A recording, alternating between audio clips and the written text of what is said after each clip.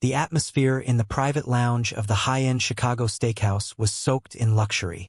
Soft lighting from ornate chandeliers danced on polished mirrors, while the quiet clink of crystal glasses and low murmurs of laughter created a velvet hum around the long mahogany table.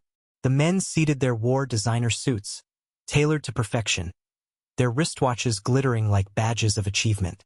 The air was thick with talk of investments, beachfront properties, luxury cars, and startup takeovers. At the center of attention, as always, was Alex, confident, wealthy 35, with the kind of self-assurance that came from years of winning.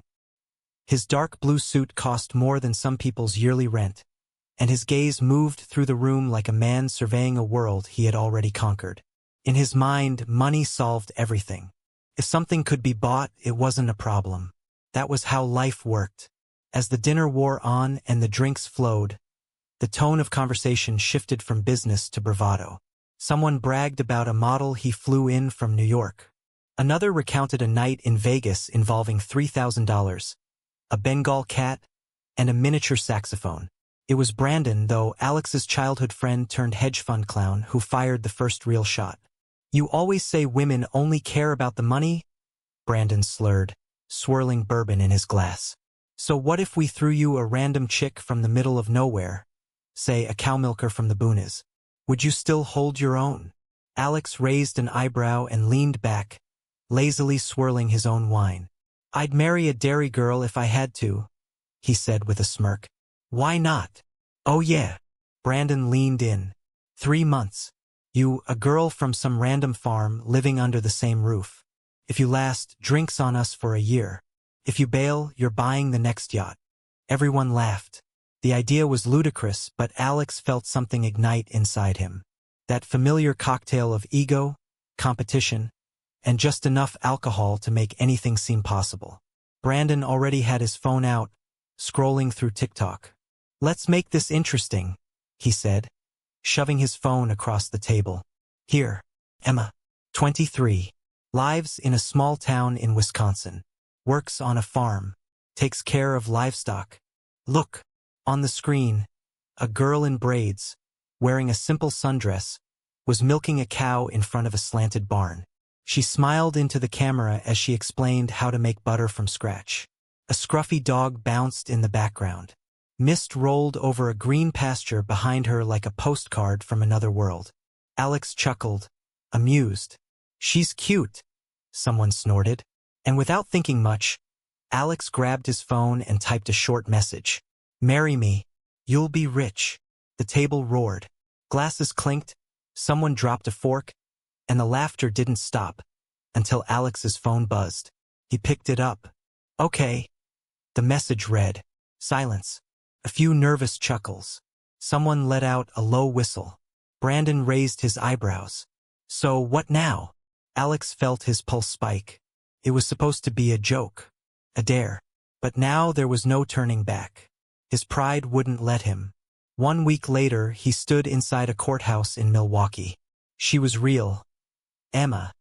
Standing beside him in a simple white dress that looked like her grandmother had stitched it.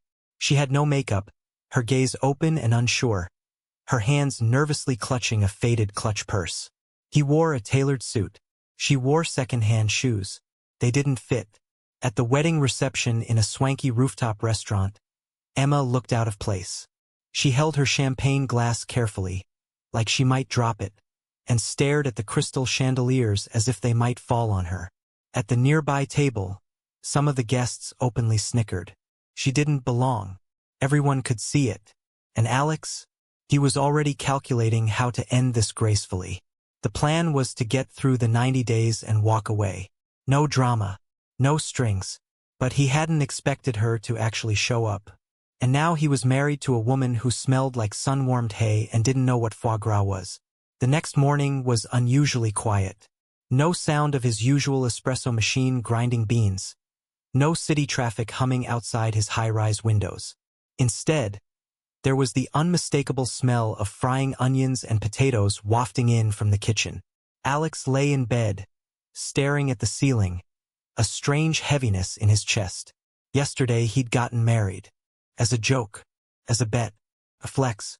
And now, someone was moving around his designer apartment like she belonged there. That someone was his wife, a farm girl from Wisconsin.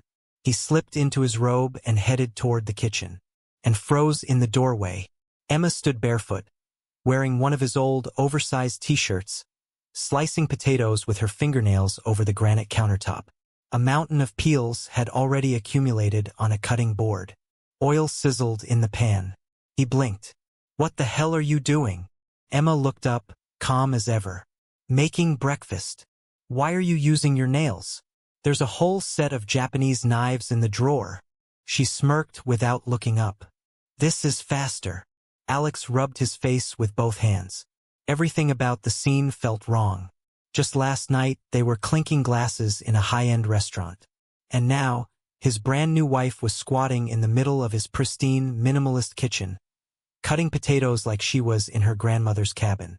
He opened the fridge to grab a bottle of water, only to recoil at the contents.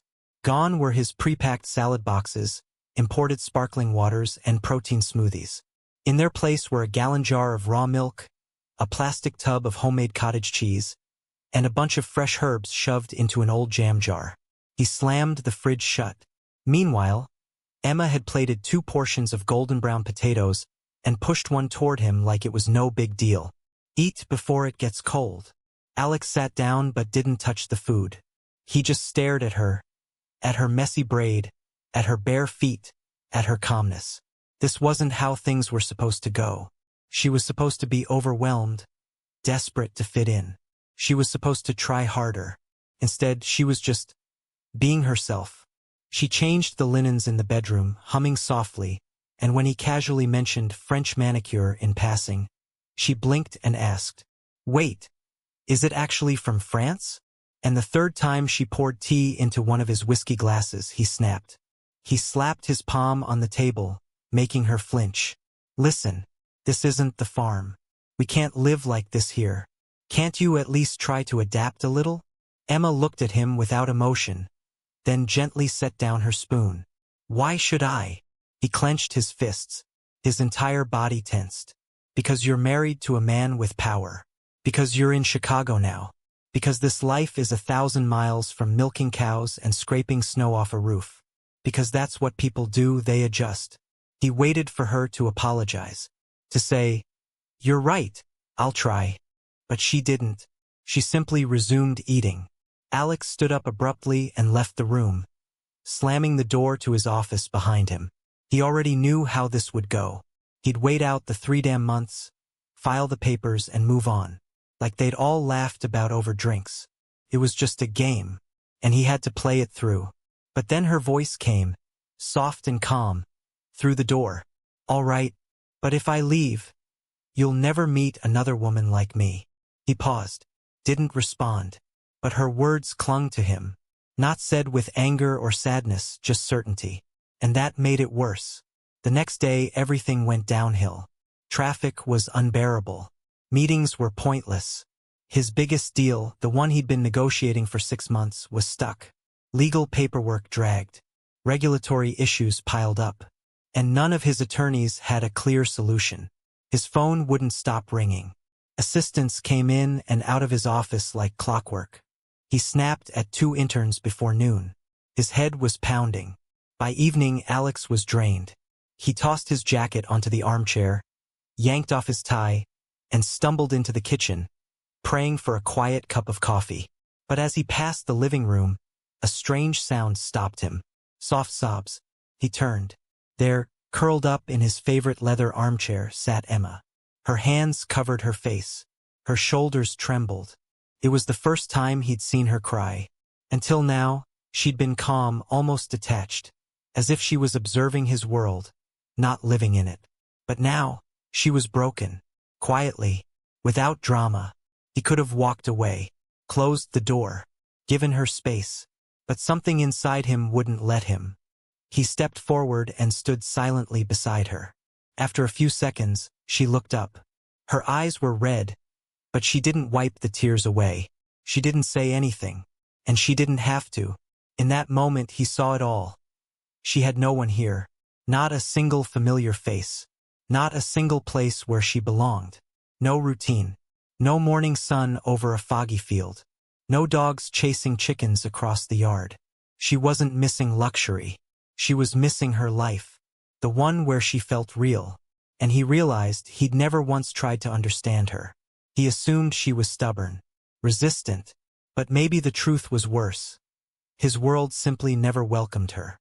In the days that followed, he was on edge, not just because of Emma, but because of work.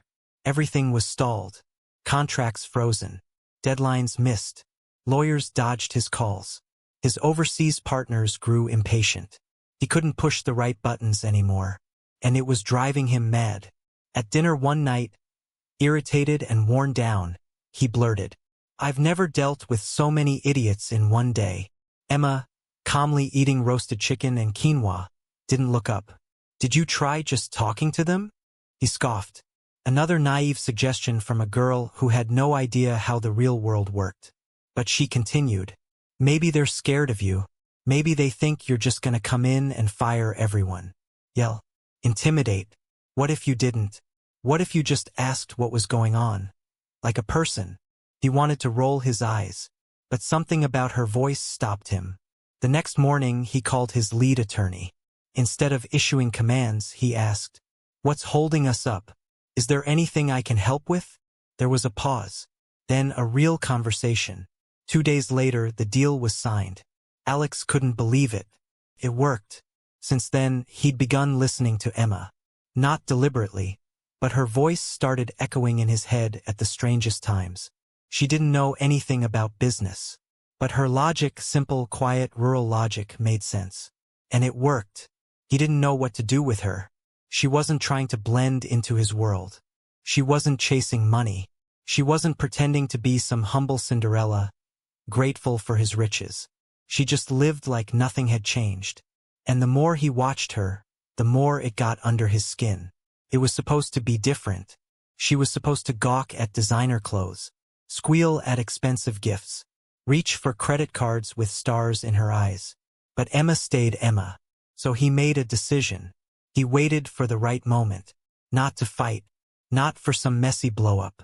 Just a clean exit. A neat solution to a messy experiment. He figured he'd offer her money, thank her for playing along, and go back to his normal life.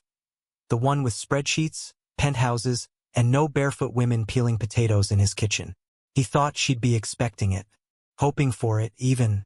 So one evening, after dinner, he sat across from her at the kitchen table. No wine, no small talk, and said it plainly. "I can give you any amount you want, if you'd like to go back home. No strings. You don't need to explain anything. Just name a number." He expected a range of reactions, tears, anger, maybe even laughter. What he didn't expect was Emma's expression to stay exactly the same. She just raised one eyebrow slightly and gave him a look that bordered on amusement. "I don't want your money," she said, her voice calm and flat. He blinked. That wasn't possible. In his world, everyone had a price. Everyone. Maybe not immediately, but eventually the right number always came up. Not with her. And it drove him crazy. He needed to be sure. So the next morning, he left his black metal credit card on the console table by the front door. Not hidden, placed just right so she'd see it. He even double-checked the balance online, millions. All day he waited, tense, curious. What would she buy? Jewelry? Designer clothes? Luggage? At least an iPad? When he got home, he checked his bank app. One transaction. $8.62. From a local grocery store. He opened the receipt. Bag of potatoes. Jar of honey. He stared at it for a long time. Then at the receipt she'd taped to the fridge with a magnet, as if it were the electric bill. That was it. She hadn't said a word about the card. Later, as she boiled tea and cut a cucumber for a sandwich, he sat there watching her in silence. For the first time in years, he had no clever comment, no sarcastic quip. She didn't ask for anything. Didn't act like she'd passed some test. She just went on with her day. And for the first time, Alex didn't know what to do. The next day, he met up with friends. The usual suspects. Loud laughs, Rolex flexes, overpriced cigars. And, of course, the teasing. "So, what's it like being a Midwestern husband now?" Brandon smirked. Still brushing hay outta your hair every morning? Don't forget to milk her before bed, someone added. Alex laughed along at first. Forced, polite, but something didn't sit right. He looked around at these men, the same ones he'd built companies with, celebrated IPOs with, taken private jets with, and for the first time he saw through them. They all needed something. Status. Validation. Applause. Emma didn't need anything. That night he came home and just stood at the door for a while, listening. The apartment was quiet. Warm. The kind of warm he couldn't buy. She was on the couch with a book, wrapped in a blanket, bare feet tucked under her. She looked up, smiled like he'd just come back from the store. Not a war. I was waiting for you, she said. Something inside him unraveled. He didn't respond, just walked over and sat beside her, closer than he usually would. And for the first time in his life, he didn't feel like performing. He felt like breathing. He'd known it for a few days now, though he hadn't dared admit it out loud. Even to himself, he was falling in love. Not with a fantasy. Not with the novelty of the farm girl. Not with the idea of being different or rebellious. No, he was in love with Emma. The real woman who lived quietly in his apartment, who never tried to impress him, never asked for anything, never played games. She wasn't a symbol or an image. She was just herself. And that terrified him. Because in his world, love wasn't simple. In his world, love was transactional, tied to expectations, plans, appearances. Feelings weren't something you acknowledged. They were something you leveraged. And Emma didn't follow any of those rules. She didn't care about how she looked on paper. She didn't try to impress his friends, didn't wear the right things, didn't laugh at the right times. She didn't even try to charm him, and somehow that made her even more irresistible. But that also made her dangerous. Because if she walked away, he'd have nothing to fall back on. No armor. No safe exit. His friends, meanwhile, hadn't given up. The jokes kept coming through group chats, dinner invites, passive-aggressive jabs. They were waiting for the punchline, waiting for Alex to come to his senses, for the mask to drop. When Brandon invited him to his birthday party, Alex almost didn't go. But at the last minute, he agreed. He told Emma she didn't have to come, but she came anyway, in a plain dress and her hair in a braid, just like always.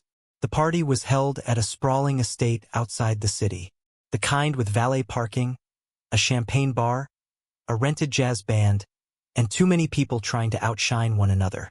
Emma held her own. She didn't cower, didn't pretend to be someone else. But Alex saw it, the way people looked at her.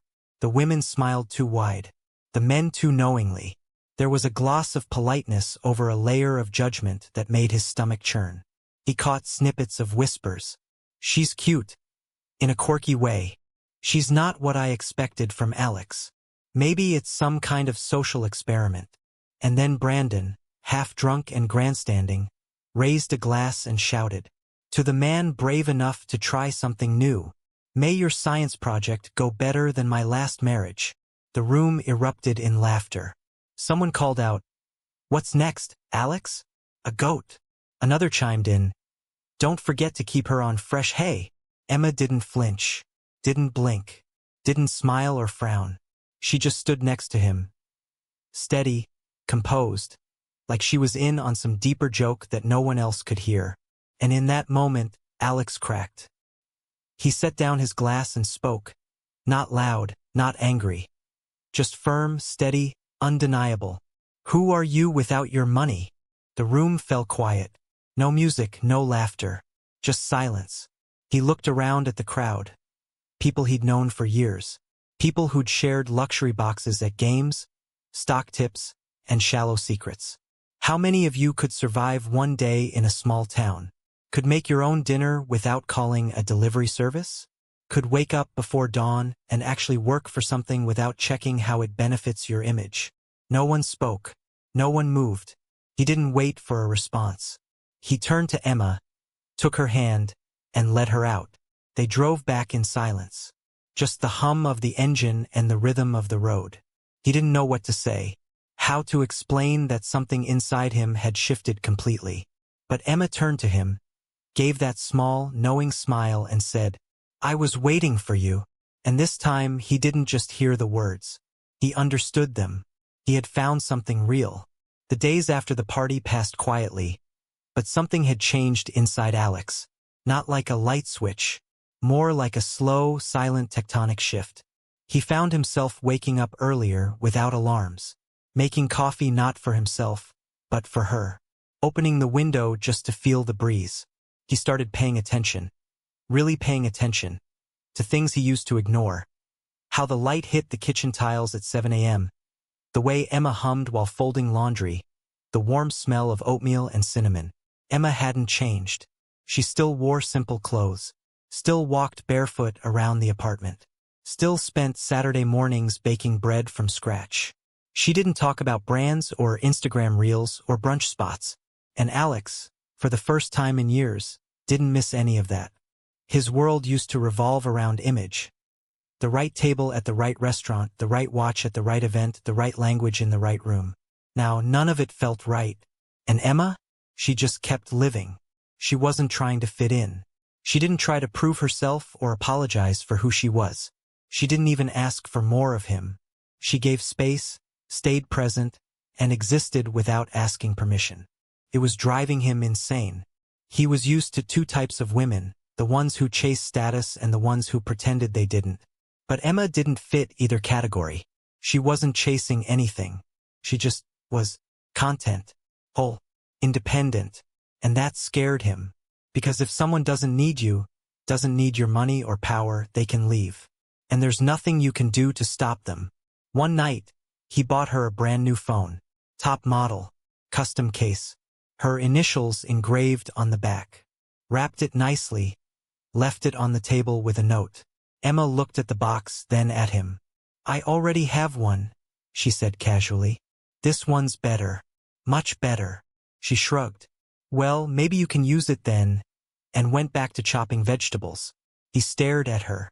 He didn't know what to do with someone who didn't want more, who didn't want anything from him at all.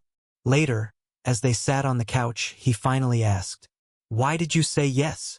"To what?" "That message. On TikTok. Marry me, you'll be rich." "Why did you answer okay?" "You didn't know who I was." She thought for a moment. "I was bored," she said simply. "Wanted to see what would happen. I like seeing how things unfold." He laughed. A dry, amused, shocked kind of laugh. "You married a stranger because you were bored?" "Guess so."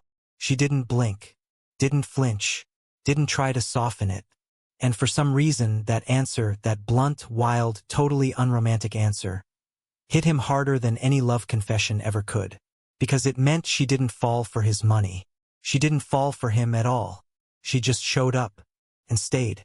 Not out of obligation or fear or fantasy, but because something in her told her to give it a chance. And that terrified him more than anything. Because now, the only thing keeping her there was her choice. And that meant he had to become someone worth staying for. One early morning, the kind where the city still feels half asleep, Alex woke up not to the buzz of notifications or the drone of traffic, but to the soft clatter of a spoon against a pot. A sound that had somehow become comforting. He glanced at the clock. 6:32 a.m. He rolled out of bed and padded to the kitchen, rubbing his eyes, hair a mess, still half dreaming. Emma was standing by the stove, barefoot, wearing one of his old t-shirts and a messy braid falling down her back. Pot of oatmeal bubbled gently. The window was open, and a breeze carried in the smell of warm cinnamon and city dew. On the table, 2 mismatched mugs, 2 bowls, and a plate with toast and honey. She wasn't performing. She wasn't trying to impress. She just did this every day like it was the most natural thing in the world. "You ever rest?" he asked, leaning on the doorframe. She didn't turn around. "Breakfast doesn't make itself." He sat down, watched her move, calm, efficient, focused. There was no makeup, no designer slippers, no fuss. Just her. Real. Present. He realized he'd never had this before. Not in his penthouses, not in his flings, not even in his longest relationships. After breakfast, she handed him a lunchbox. "I packed you leftovers." If you're too busy for lunch again. He stared at it, unsure how to respond. By noon, the lunchbox sat on his desk like an alien object. One of his partners walked in, noticed it, and raised an eyebrow. "Your assistant doing Tupperware service now?" Alex didn't answer. At meetings, he was distracted, irritable. One of the deals he'd been chasing started to go sideways. A junior executive proposed a shady workaround, a loophole in a contract that could get them out clean and still profitable. A month ago, Alex would have said yes without blinking. Now, the idea felt gross. No, he said. "But it's legal," the guy insisted. Alex didn't flinch. "It's wrong." He left the office early that day. When he got home, he saw her sneakers by the door, worn, clean, perfectly placed. The apartment smelled like stew and fresh thyme. She was in the kitchen, singing softly to herself while chopping carrots. He leaned against the wall and watched her. "You know I turned down a 7-figure deal today," he said. She looked up casually. "Because it felt wrong?" "Yeah." She nodded, not surprised, not impressed, just understood. That night they had dinner by the window. No music, no phones, just wind and the sound of cutlery against plates. She told him about the time she got stuck on a snowy road and had to wait for an old farmer to pull her truck out with a tractor. How she made dinner for him afterward as thanks. And he cried because it reminded him of his wife who'd passed. Alex listened, not because he had to, but because he wanted to. Every word she spoke felt like something solid in a world of spin. He found himself asking questions. About her town, her childhood, her family, her fears. And she answered without filters. He realized, somewhere between the tea and the third story about a mischievous goat, that he could sit there forever. And for the first time he wanted to. Not because he was trapped. Not because he was playing a role. But because being near her made everything else feel less performative. That night, in bed, as she curled up beside him. No perfume, no silk, just clean skin and warmth. He whispered, "If you ever left, I'd follow you." She didn't say anything, just reached for his hand and held it. He kept trying to pinpoint the exact moment it all shifted. The second when a joke turned into a life. When a bet with his friends became the most honest part of his entire existence. But there wasn't one. No sudden thunderclap. No big cinematic turning point. It had happened in pieces. Quietly, like water wearing down stone. Emma never asked what they were. Never said the word relationship. Never tried to define it. She simply existed next to him with presence, not pressure. And that made her feel more permanent than anyone who'd ever tried to hold him. And he kept watching her like she was the answer to a question he hadn't known he'd been asking. One evening, he came home from a brutal day. Conference calls, deal delays, an angry client in London, and a back-to-back series of meetings that left him dizzy. He opened the front door and instantly smelled something warm and savory. A stew. Real food. She was standing in the kitchen, humming. He didn't speak, just watched. "You're home late," she said, glancing over her shoulder. "I kept it warm." He didn't sit, didn't eat. He just stared at her. This woman who hadn't once asked him to be someone else, yet somehow made him better anyway. "Why aren't you trying to fit in?" he blurted suddenly. She blinked. "Fit into what?" "My life," he said. "My world. The suits. The business. The whatever this is." She turned off the burner, wiped her hands on a towel, and looked at him. "I never wanted your world," she said plainly. "I was just curious about you." He ran a hand through his hair, frustrated and fascinated. "But you don't ask for anything." "I don't need anything. But people always need something." She tilted her head. "I'm not people." And it was true. She wasn't. She wasn't playing a part. She wasn't here for gain. She wasn't building leverage. She was just present. And that scared the hell out of him. One weekend, Emma asked if he'd like to visit her hometown, just for a few days, see where she came from. He hesitated, then agreed. He mentioned it offhandedly to Brandon during lunch. "Wait, you're going where?" Brandon laughed. "To a town with more cows than people?" Alex smiled without humor.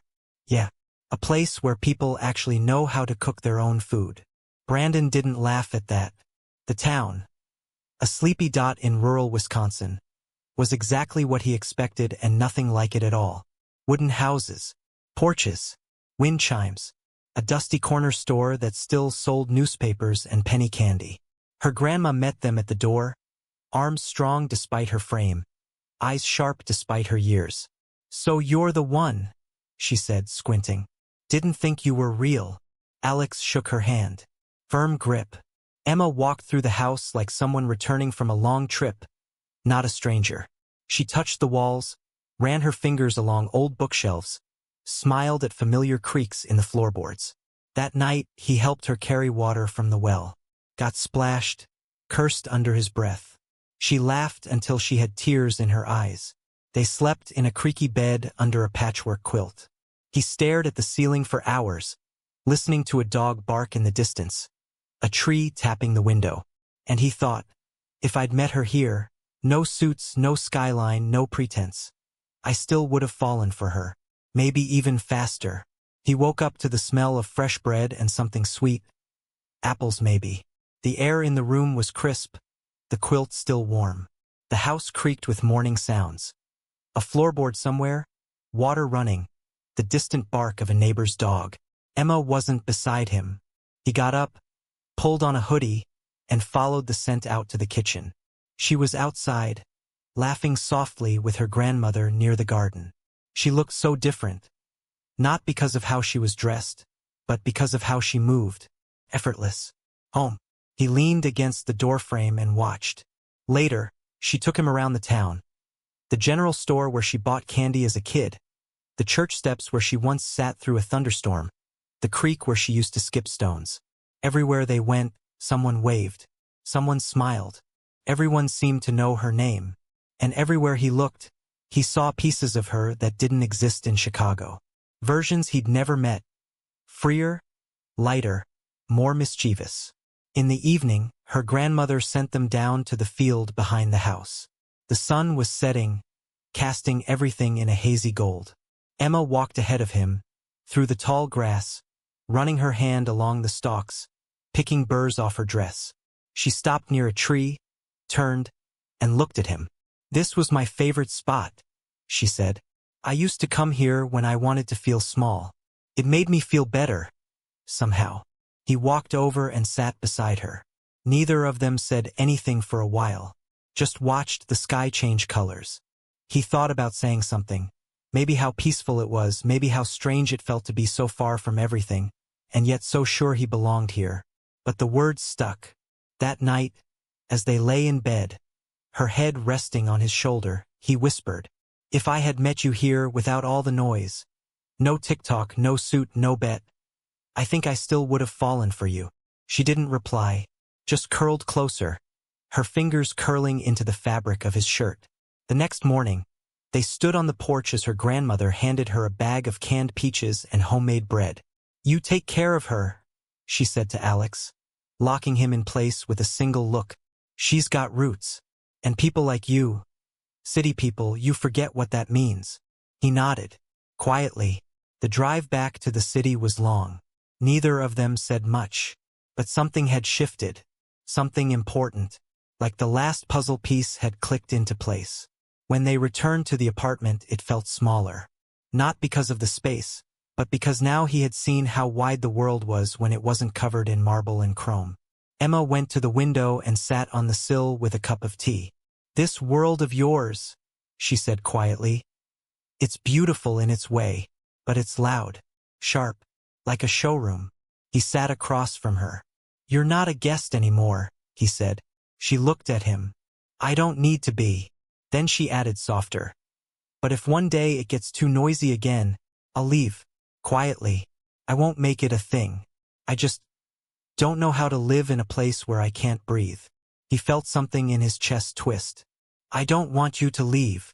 She didn't smile, just nodded. "Then don't forget how to breathe." More than 3 months had passed. The same 3 months that were once just part of a joke. A bet. A deadline. A countdown to normalcy. Back when Alex thought this was just a phase, a weird social experiment with an expiration date. Now, that timeline felt meaningless. He couldn't remember the last time he'd looked at a calendar and counted the days. All he knew was that somewhere between sarcasm and silence, his entire world had reshaped itself. He wasn't the same man who wrote that impulsive TikTok message. And he never wanted to be again. Now, he woke up early because he wanted to. He made coffee with intention, opened the windows to let in the morning air, and caught himself smiling at things like the smell of pancakes or the way Emma hummed when she fed the sourdough starter. Emma hadn't changed. That was her magic. She still wore his old sweatshirts and walked barefoot in the apartment. Still packed leftovers in plastic containers and used the good whiskey glasses for juice. Still talked about her grandma like she was a living oracle. She hadn't adjusted to his world. She'd brought her own. And slowly, without realizing it, he'd started living in it. His friends faded. Not all at once, but steadily. Some stopped calling. Others lingered with awkward jokes and forced conversations. The ones who stayed didn't understand anymore. Not really. He didn't blame them. They hadn't seen what he saw. They hadn't watched her dance barefoot in the living room to music only she could hear. They hadn't tasted soup that simmered for hours because rushing ruins it. They hadn't watched her calmly handle silence. Not fill it with talk. Just exist in it. And one day he realized he didn't want to lose this. Not because he was afraid of being alone, but because, for the first time, he wasn't alone at all. He was known. Fully. Quietly. Without judgment. One night, he came home late from work. Exhausted. He dropped his keys, loosened his tie, and walked into the bedroom. There, on the bench near the window, was her old duffel bag. The gray one with the ripped zipper. His throat tightened. She stepped out of the bathroom, wiping her hands. "I'm not leaving," she said quickly, sensing the panic in his face. I need to visit home. Grandma's been asking. I'll only be gone a few days." He nodded. Too quickly. Too many times. "I get it," he said, but everything inside him felt like it was holding its breath. When she left, the apartment grew quiet in a way that wasn't peaceful. He couldn't sleep. He couldn't eat more than toast. He didn't tell anyone. Didn't mention her name. Just moved through the days like someone who'd lost the sky. Every night he checked the door twice. Every morning, he woke up hoping to hear her in the kitchen. Boiling water, singing to herself, dropping spoons. And then, one Thursday evening, he walked in and stopped cold. Her shoes were by the door. Her canvas tote leaned against the wall. In the kitchen, the lights were on. Pot simmered. The air smelled like roasted vegetables and garlic. And there she was, stirring something with a wooden spoon, her braids swinging gently as she moved. He didn't say anything, just walked over and wrapped his arms around her from behind. "I missed you," he whispered into her shoulder. "I know," she said softly. "I missed me too." They ate together by the window, not needing to say much. And later, as they sat in the dark, the city glittering outside, she took his hand in hers and said, "I don't need anything from you." He looked at her. "I know, but I choose you. That's all." And it was everything. Because in a world full of people chasing more money, more status, more noise, she'd chosen him in the quiet. And for the first time in his life, Alex didn't want to change a single thing. If you enjoyed the story, give it a like, subscribe, and share your thoughts in the comments.